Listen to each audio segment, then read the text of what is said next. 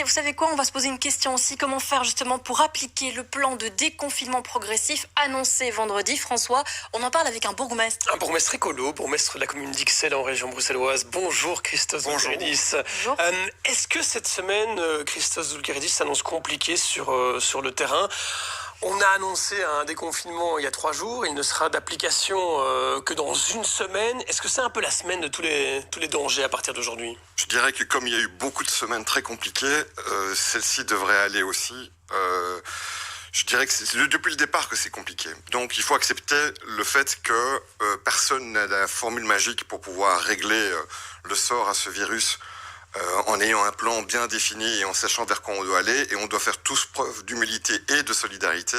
J'entends depuis ce matin qu'il y a pas mal de critiques qui sont exprimées. Je pense que c'est normal qu'il puisse y en avoir. Mais et de la part de votre parti d'ailleurs, on y viendra. Mais je le dis moi en tant que bourgmestre qu'aujourd'hui, et comme hier, et comme demain, et ça devra durer encore quelques temps, il est extrêmement important que ces critiques-là puissent être entendues, mais dans une logique la plus constructive possible, parce qu'on ne peut pas se permettre de rentrer dans une période de polémique face à une situation qui est déjà suffisamment angoissante comme ça. Mais est-ce que le déconfinement est déjà un peu dans toutes les têtes? Est-ce que vous le constatez dans votre commune d'Ixelles? Est-ce que la police a plus de mal aujourd'hui à faire respecter ces mesures de confinement? Elle avait déjà du mal, c'est-à-dire que on a fait le choix en Belgique de prendre pas la mesure la plus radicale. Je pense que c'est plus simple dans les pays où les mesures qui empêchaient de sortir étaient les plus radicales possibles.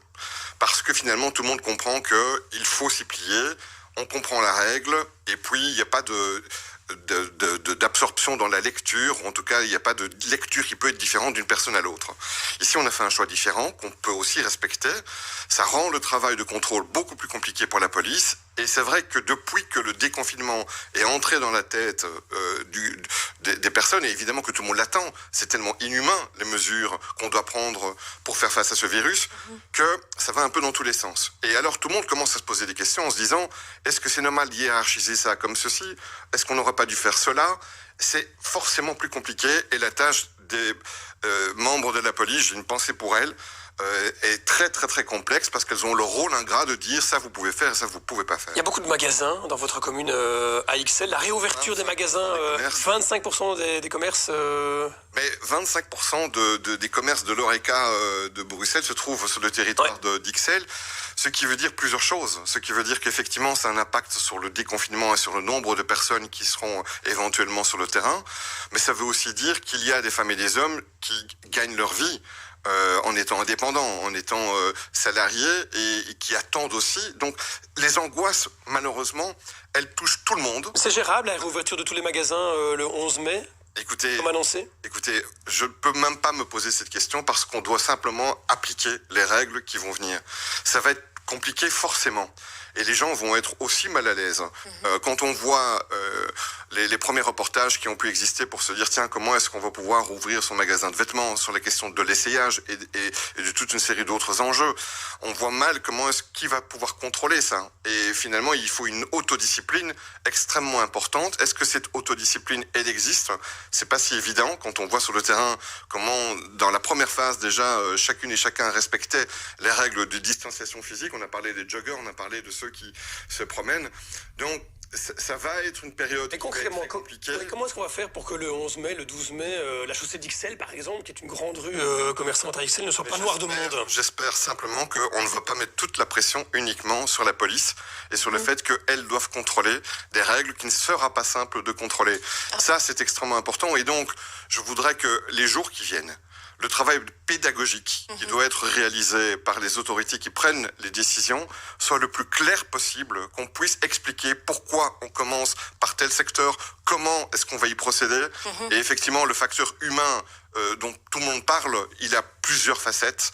Vous parlez des commerces, je pense aussi à tous les artistes, tous les milieux de la culture qui sont complètement laissés sur le côté et qui n'entendent même pas parler d'eux dans les différentes communications. Je pense qu'il est urgent de s'adresser aussi à ces publics-là, les indépendants qui souffrent. Donc, je comprends moi la fatigue et de la Première ministre et de toutes celles et ceux qui sont au front au départ, mais les jours qui viennent et dès aujourd'hui, communiquer un maximum d'informations sur pourquoi on prend les décisions et comment est-ce qu'elles vont être mises en place de la façon la plus concrète possible. Et s'il faut changer des choses, changeons-les. L'objectif doit être en priorité l'objectif sanitaire, Oui. c'est la santé, et les autres objectifs, malheureusement, doivent être laissés de côté pour le moment, parce qu'autrement, on risque de faire des fautes et de le payer socialement et économiquement de manière beaucoup plus chère dans les mois qui viennent. Mais c'est pas toujours facile à comprendre, beaucoup de réactions ce week-end, beaucoup de personnes veulent aller voir leur famille, c'est vrai. Du coup, qu'en est-il des sanctions? Est-ce qu'il y aura encore du coup des sanctions pour celles et ceux qui voudront revoir leur famille avant le 18 mai? Voilà, donc ça fait partie de toutes ces questions. Cet après-midi, on a une réunion avec le ministre-président Rudy Vervoort, avec le ministre de la Santé Alain Marron, comme on les a généralement après le Conseil national de sécurité, et tous les bourgmestres de Bruxelles, pour uniformiser un peu à la fois l'information et aussi les mesures qu'on devra prendre. Ça pourrait bouger? J'espère qu'on aura déjà une partie des réponses à cet endroit-là. On a une réunion à 14h. On verra, j'espère, un tout petit peu plus clair. Parce que votre parti, Christos Doulkeridis Écolo, a déploré le fait qu'on fasse passer l'économie avant l'humain, qu'on rouvre l'économie et les magasins avant d'autoriser les gens à revoir leurs proches.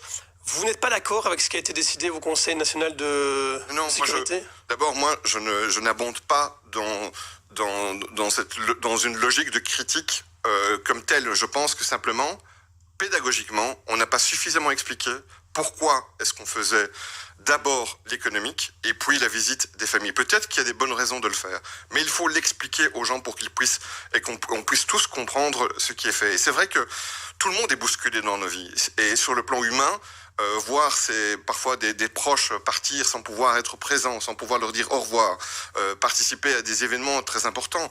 Maintenant, on peut accepter aussi. Mais est-ce que vous demandez à ceux qui siègent au CNS, au Conseil national de sécurité, de revoir cette décision? Je leur demande de faire preuve de très grande pédagogie, que lorsqu'ils disent quelque chose, qu'ils l'expliquent pourquoi ils prennent cette mesure-là, et d'autre part, pour qu'il y ait le maximum de cohérence. On est tous et toutes capables de comprendre et d'accepter des contraintes très importantes si on sait pourquoi c'est.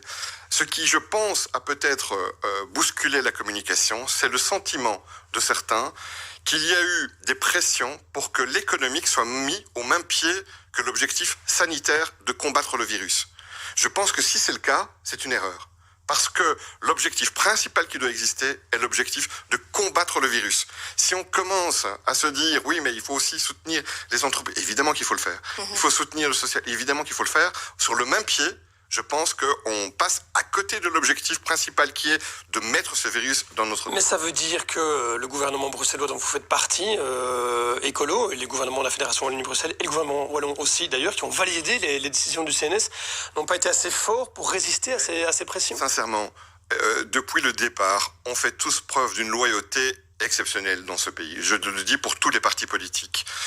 Il peut y avoir de la place pour un peu de critique sans que ça devienne des polémiques.